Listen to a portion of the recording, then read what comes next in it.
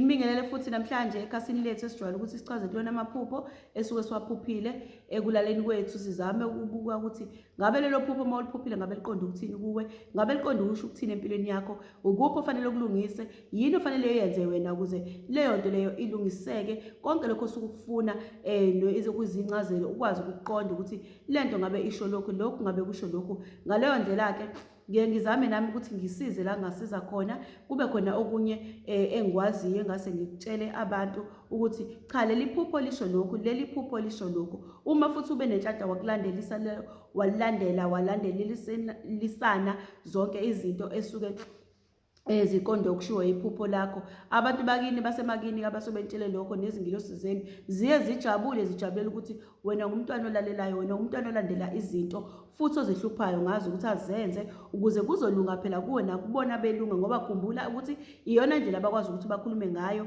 nathi ekulaleni kwethu ukuze izinto esizenzayo ziqonde, ezinye singaziqondi basitshele ukuthi cha, lungisa lokhu ngephupho ukuze wena-ke kulunge kuwe mase ukwenzile lokho. Igama lami-ke nguHlengiwe Sibongo ngwakamboto. Namhlanje nginesifiso sokuthi ngike ngichaze ngokuthi kusho ukuthini uma wena uthe ulele wasuzibona uphupha uye esitolo, noma waziphupha usendaweni lapha kuthengwa khona mhlampe njenge-mall, kodwa uyothenga mhlampe ngabe uthenga igrosa, noma ngabe mhlampe kuthiwa uthenga izimpahla zokugqoka, noma ngabe kuthiwa uyazibuka iy'mpahla zokugqoka, noma ngabe kuthiwa kodwa ukuleso sitolo lento osukuyenza lapho ukuthi ngabe isho ukuthini kuwena ngokwakho kuphila. So fanele wenzeni, so fanele ulungise ini, fanele uqaphele ini, fanele wazi ukuthini ngawe ngempilo yakho. Lonto isuke itshela ukuthi konakele phi empilweni yakho, noma ikuphi ofanele uqhubeke nakho ukwenze, noma ikuphi ofanele uqhubeke nakho ungakwenzi, ikuphi ofanele ukumise ukuthi ungakwenzi. Namhlanje-ke nginesifiso sokuthi ngikhulume ngalokho ukuthi ukuphupha isitolo-ke kusho ukuthini. Ngabe i-supermarket, ngabe isitolo sokuthenga izingubo, kungaba isitolo sonoma yini lesuke uyithenga wena. Ake ngiqale ngokuthi uthe ulele wasuyibona wena uphupha usesitolo sokuthenga ukudla, ngabe kusho ukuthini lokho kuwena-ke. Nakho uyayiphupha usethi mhlawumbe uyathatha uyafaka ko-basket, mase-ke kufika lesi sigaba leso okuyisona esibaluleke kakhulu ukuthi ufikile yini na ethilini lapha wena obukhokha khona na. Usuthengile lezo impahla zakho, usuyibona-ke ususethilini, usuyakhokhela, usuyaphuma nazo. Isho ukuthini lento, noma ugcine usukhokha mhlawumbe awuyibonanga ukhokha, kodwa leso simo nje sinjalo siqonda ukuthini kuwena-ke. Lalela-ke ngikuchazele. Uma uyiphupha wena uwumuntu wesitolo ufuna ukukhombisa ukuthi uzuyothenga okusho ukuthi empilweni yakho, ukudla lokho engikhuluma ngakho, empilweni yakho kunabantu abakini abakhombisa ukuthi niyabakweleta, noma kunezinto abakhala ngazo ukuthi nibenzele zona kodwa uthola ukuthi anibenzeli zona. Eziyini lezo zinto lezo? Kungaba kukhomba ukuthi balambile, abenzelwe imicimbi eqondene nabo, abenzelwe izinto ofanele ngabe niyazigcina nini emakhaya, izinto eziphathelene nokudla, zikhomba izikweletu ezikweletwa abantu abangasekho, ukuthi lapha ekhaya nina fanele ngabe nisipha lokhu okungukudla kodwa nina anisiphi ukudla, nina anisenzeli imicimbi, ukudla lokho, nina anisebenzeli lokhu nalokhu. Yilezo zinto sizozikhomba ukuthi imindeni engasekho ikhalela izinto efanele ngabe nina niyayenza. Ngikushiswa yini-ke lokhu-ke na, noma yini ndaba kulokhu kuchazwe ngaleyo ndlela? Khumbula-ke, njengoba wena usuke uthenga ukudla kanjalo, khumbula ukudla lokho osuke ukuthenga kuyinto lena evamise ukuthi isekelwe kakhulu ngabantu abangasekho. Ngayiphi indlela na?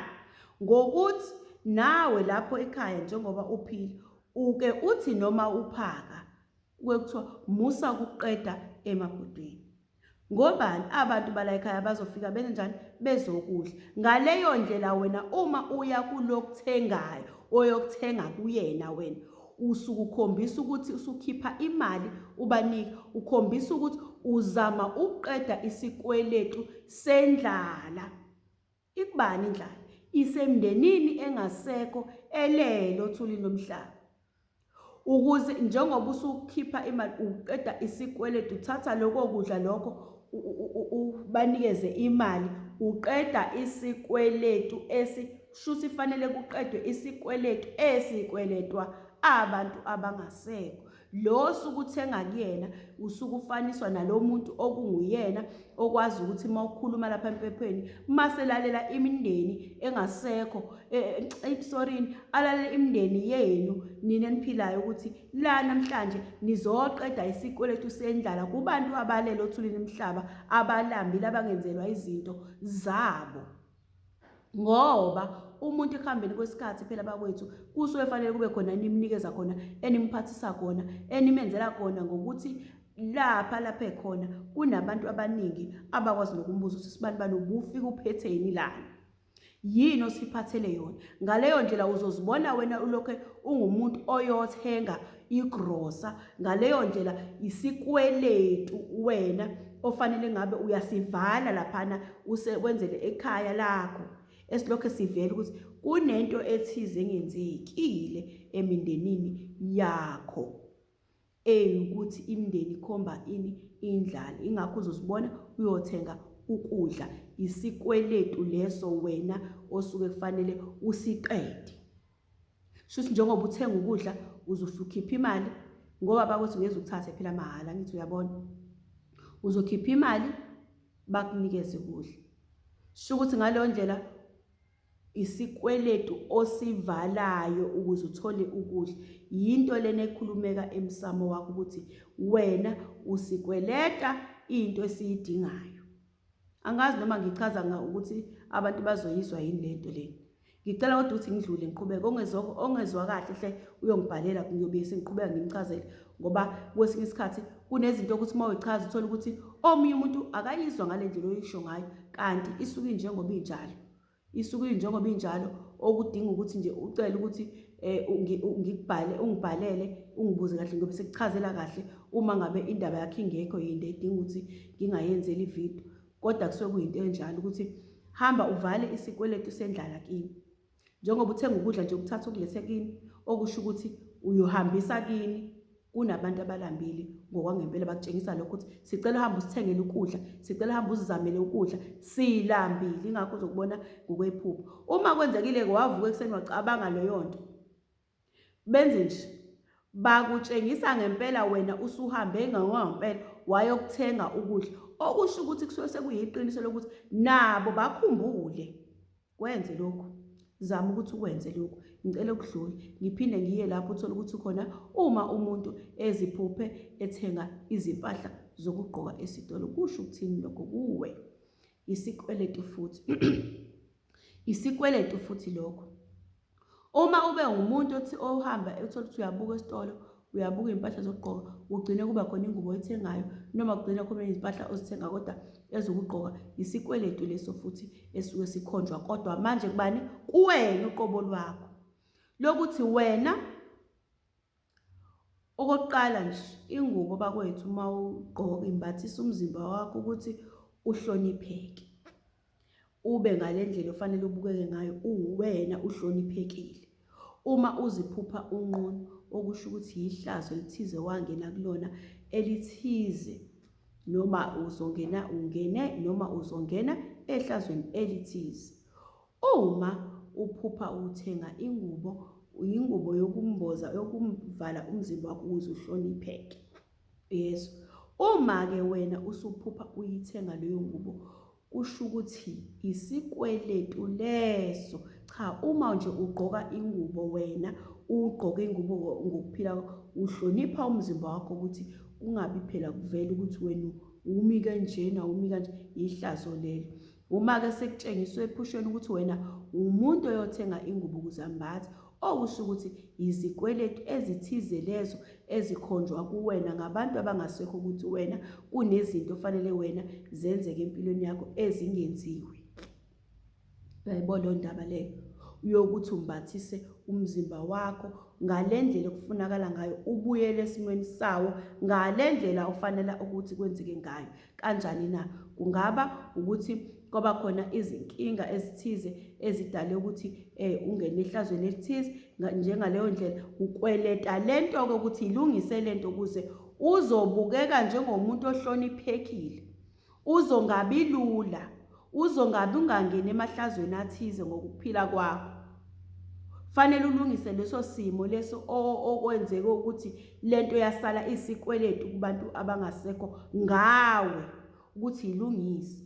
Okwesibili, hamba ulungise izinto eziwusiko lwakho ezizombathisa wena, ezizosupporta wena, usiko lakho oluthize eluzosupporta wena ofanele lugqokwe umzimba wakho, wenzelwe lona luzombatha umzimba wakho ukuze uzogqoka uphelele ngokosiko lwakho. Izinto ezinjengalezo uma uzibona uthenga, kunezinto ezikhalelekayo kuwena, ingaba isiphandla, ngabe umemulo, ngabe yini, kodwa kusuke kukhomba isikweletu esithize esifanele senzeke kuwena emzimbeni wakho okungenziwa, into ezokwazi ukukhava bakwethu, ezokwazi ukuthi ikusize ezintweni ezizinkinga ongase wena uhlangabezane nazo, ukwazi ukukhaveka, ukwazi ukuthi uhlonipheke, ungabi lula kwabanye abantu. Yilapho uzosibona khona uthenga izingubo, uthenga into yokuthi uzigqokise uzikhave. Yilezi zinto-ke zezikweletu okhonjiswa ngazo ukuthi akuphelele, akulungisiwe kahle into wena ekumbathisayo ngokwedlozi lakini. Umuntu onganayo ikhava, ake ngisho njalo, ekumbathile ngokungenziwa kosiko lwakho, ngokuqondiswa kwezinto zakho. Noma ngabe mhlampe kuthiwa uphuphe uthenga ngisho izimpahla zengane, yinto efanayo, isikweletu esikweletwa ingane leyo efunakala ukuthi unesikweletu ongasiqedile sikhomba ukuthi unengane edinga ukwenzelwa into ethize. Yingakho uzophupha uthenga izimpahla zengane, isikweletu ofanele usiqede wena ukulungisela lo mntwana lona, umlungisela izinto zakhe, umumbathise, umuphe zonke izinto zakhe eziqondene naye, umuphe igama, umuphe ubuyena, abe umuntu angabi sehlazweni. Nawe njengoba uthenga impahla usuke ngokwedlozi likubona njengomuntu osehlazweni noma ongekho esimweni esiqondile ukumbathiseka ngoba engambathisiwe izinto zosiko lakhe. Ingakho kuzobona uthenga impahla noma uthola ukuthi usesitolo sempahla uyehla uyenyuka uyabuka, usuke uvezelwa kona impela ukuthi kahle kahle fanele ngabe umuntu olungiselwa izinto, ngoba kunezikweletu ongazi-ke ukuthi uzozilungisa kanjani noma awazi, uzozibona wehla wenyuka ey'tolo ubuka. Okungconywana yilapho usuthenga khona, uyithatha, okusho ukuthi leyo nto leyo kumele wena uyenze, noma kuyohamba ugcine usuze wabona ukuthi nansi into ofanele ngiyenze. Uma ngabe uhamba ubuka nje ubuka uthi lokhu impela kukhulunywa indaba yakho ukuthi cha, wena kunezikweletu efanele ngabe ziyalungiswa zempilo yakho ukuze usizakale, ukuze ukwazi ukuzimela, ukuze ungabe umuntu olula, ukuze ungabe umuntu izinto zakhe ezixegayo. Akuqedwe lezi zikweletu lezi onazo zempilo yakho ukuthi ukweleta ukuthi fanele umbathiswe izinto eziwusiko lakini. Ngokwasedlozini bona bazifanele umbathiswe lezo zinto zakho ezifunakala kuwena ukuze uzoba umuntu ohloniphekile nezinto zakho zizoqonda. Iyona ndlela yengubo bona abayaziyo. Ingakho bezokubona, uzoyibona uhambe uyothenga ezitolo zezingubo.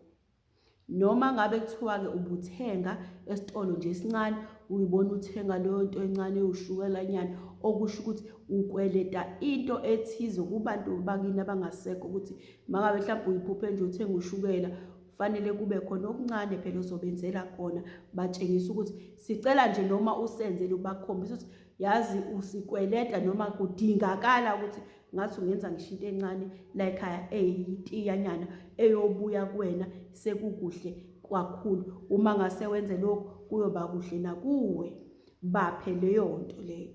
Kunesikweletu esishoyo ukuthi la ekhaya nje nidinga ukuthi nenze lokhu, nivale lesi sikweletu ngoba njengoba usuthatha leyo shukela uhambisa imali, okusho ukuthi landa lento leyo uhamba uyinikeza abantu abakini emsamo ukuze kuzolunga kuwe, ubaphe lokho nakuwe kuzoba kuhle. Bakwethu namhlanje ngicela ukuthi ngime lapho, ngizophinde ngibuye nezinye izinto ezizincazelo. Uma ngabe kuthi ufuna ukubhala, ngicela futhi ubhale ungibuze, ngizozama ukuthi ngiphendule. Abantu baningi kakhulu bakwethu, angisabhali, ngithe ongcono ngizobhalela umuntu onendaba emfishane, kodwa mayinde ngicela bandla umuntu angilinde, angibekezelele, ngizozama ukuthi ngigcine sengize ngafika kuye ngikwazi ukuthi ngimphendule. Namhlanje ngiyabonga, nisale kahle.